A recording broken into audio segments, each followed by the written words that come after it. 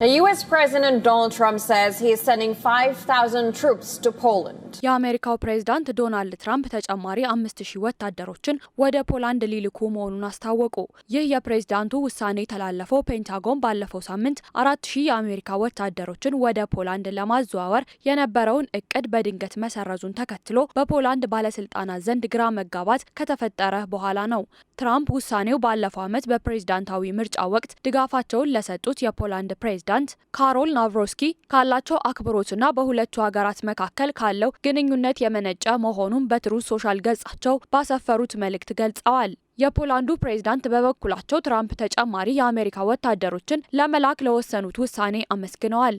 የዶናልድ ትራምፕ ያልተጠበቀ ውሳኔ በአውሮፓ ያለውን የአሜሪካ ወታደራዊ ስምሪት አወሳስቦታል ተብሏል። ትራምፕ እነዚህን ተጨማሪ ወታደሮች የሚልኩት ቀደም ሲል ከታቀደው ስምሪት አካል ይሁን ወይም የተለየ ኦፕሬሽን ስለመሆናቸው ዝርዝር መረጃ አልሰጡም። ዋይት ሀውስ በቅርብ ሳምንታት ውስጥ አሜሪካን ፈርስት የተሰኘ አጀንዳውን ተግባራዊ ለማድረግ በአውሮፓ ያለውን አጠቃላይ የወታደር ቁጥር ለመቀነስ ፍላጎት እንዳለው ሲገልጽ ቆይቷል።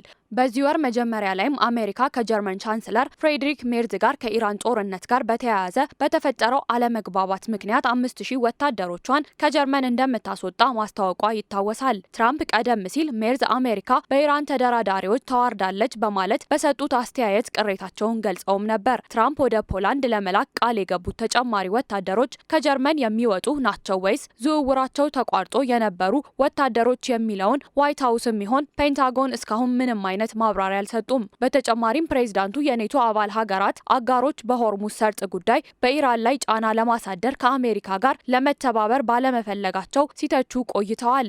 የኔቶ አባል ሀገራት የውጭ ጉዳይ ሚኒስትሮች የአሜሪካ የውጭ ጉዳይ ሚኒስትር ማርኮ ሩቢዮ በሚገኙበት በስዊድን ይገናኛሉ።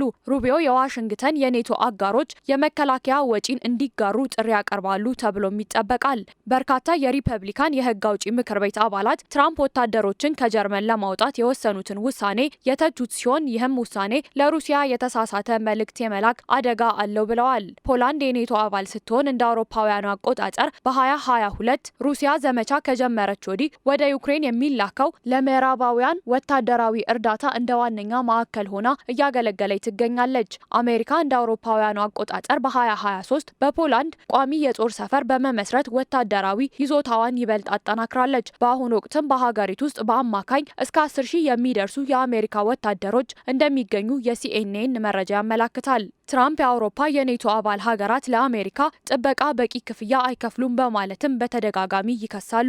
ዋይት ሀውስ የኢራንን ጦርነት ጨምሮ ለዋሽንግተን ፖሊሲዎች ባላቸው ድጋፍ ላይ ተመስርቶ የኔቶ አባላትን ደጋፊና ነቃፊ በሚል ዝርዝር ማዘጋጀቱ ተዘግቧል። አሜሪካ በአሁኑ ወቅት በመላው አውሮፓ የሰፈሩ ወደ 80,000 የሚጠጉ ወታደሮች ያሏት ሲሆን ከነዚህ መካከል ከ38,000 በላይ የሚሆኑት በጀርመን ይገኛሉ። በዚህም ጀርመን ከአውሮፓ ሀገራት ከፍተኛ የአሜሪካ ወታደሮች ስምሪት ያለባት ሀገር መሆኗን የሀገሪቱ የውጭ ግንኙነት ምክር ቤት መረጃ ያመላክታል። በተመሳሳይ አሜሪካ በጣሊያን 12,000 እና በዩናይትድ ኪንግደም ደግሞ 10,000 ወታደሮች አሏት።